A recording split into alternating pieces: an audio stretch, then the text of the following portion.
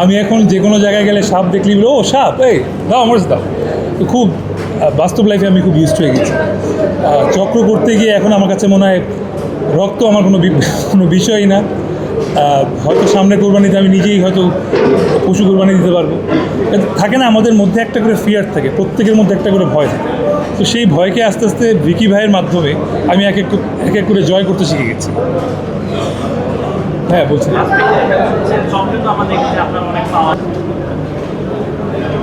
বাস্তবে যদি এরকম পাওয়ার থাকতো আমি চিন্তা কী করি। আসলে হুমায়ুনের যে পাওয়ার, সেই পাওয়ার কোনোটাই ভালো কাজে ও কাজে লাগায় না। তো আমি চেষ্টা করতাম সবসময় ভালো কিছুই, সবার প্রথম করতাম আমাদের মিডিয়ার ভালো কিছু করতাম, তারপরে দেশের ভালো কিছু করতাম, তারপরে তো আমার পরিবারের ভালো কিছু করতাম। আর এই ভালোর তো শেষ নাই, কত কিছু করা সম্ভব সেটা এখানে বিস্তারিত না।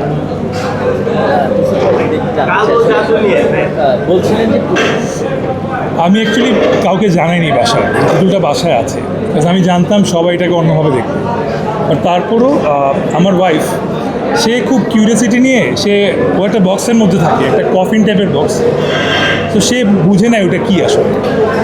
তো আমি যে শুধু এতটুকু মনে আছে যে একটা চিৎকার শুনি, আমি দৌড়ে ডাইনিং রুম থেকে আমার কস্টিউম রুমে গিয়ে দেখি যে ওর বক্সটা খোলা এবং ও তাকিয়ে আছে আমার ওয়াইফের দিকে, আমার ওয়াইফ তাকিয়ে আছে ওর দিকে। বলছি যে ও এখানে কেন?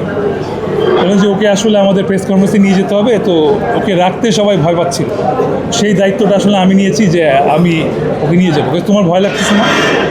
আমি তখন স্বীকার করি নাই, বাট এখন স্বীকার করতেছি অবশ্যই ভয় লাগছিল বলেই সবচেয়ে আলাদা রুমটায় ওকে রাখা হয়েছে।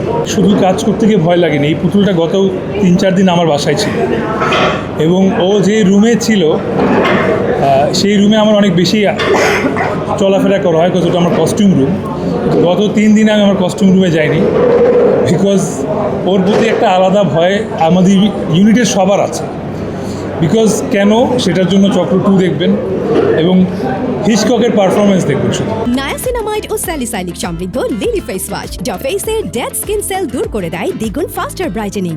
একটা সিন ছিল যেখানে 3টা জার্মান শেফার্ড ছিল এবং এই 3টা জার্মান শেফার্ড আসলে খুবই টেমড না, ওরা আসলে কন্টিনিউয়াসলি চিল্লাচ্ছে এবং সিনস ওদেরকে শুটিং জোনে নিয়ে আসা হয়েছে, ওরা আসলে বেশি ফ্রেন্ডলি থাকতে পারছিল না।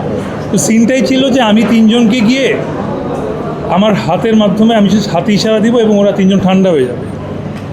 সো এটা যে আমার অভিনয় করতে হবে সেটার জন্য যতটুকু সাহস দরকার ছিল, সেই সাহসটা কোত্থেকে যেন ওই মুহূর্তে চলে আসে।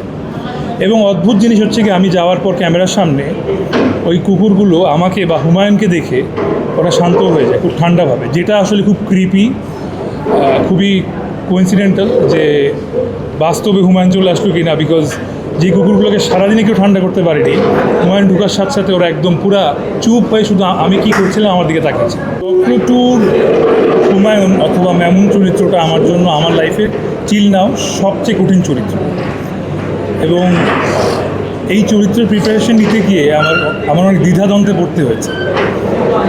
অনেক রকম অ্যাক্টিং আছে, তার মধ্যে একটা খুব প্রচলিত ধরন হচ্ছে মেথড অ্যাক্টিং, যে ক্যারেক্টারের বাইরে ক্যামেরার বাইরেও বসবাস করা যাতে ক্যারেক্টারে থাকা যায়। সো হুমায়ুন হচ্ছে গিয়ে স্বয়ং শয়তান।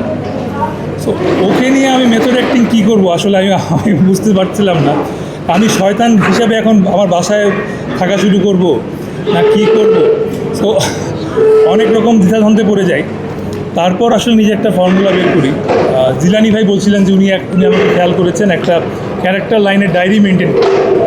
সো আমি একটা ডায়েরি নিজের জন্য করে নিই যে আসলে হুমায়ুন কীভাবে কথা বলবে, কীভাবে হাত নাড়বে, মানুষের দিকে কীভাবে তাকাবে, কখন চোখের পলক ফেলবে। সো এটা একটা আমার মতো করে আমি ডিজাইন করি এবং আলহামদুলিল্লাহ ইট কেম আউট সো ওয়েল যে দেখতে আসলেই ভয়ানক লাগছে। একটা মজার স্মৃতি আমার কাছে মনে আছে যে আমি চেষ্টা করি নামাজ পড়ার। সো একটা খুব ভয়াবহ দৃশ্য হুমায়ুনের করার পর কাট হওয়ার পর আমি বলি যে আমার নামাজটা পড়তে হবে, তাড়াতাড়ি যাই।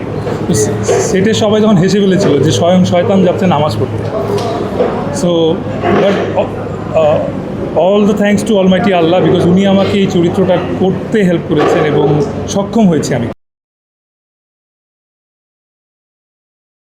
নায়াসিনামাইড ও স্যালিসাইলিক সমৃদ্ধ লিলি ফেস ওয়াশ যা ফেসের ডেড স্কিন সেল দূর করে দেয় দ্বিগুণ ফাস্টার ব্রাইটেনিং।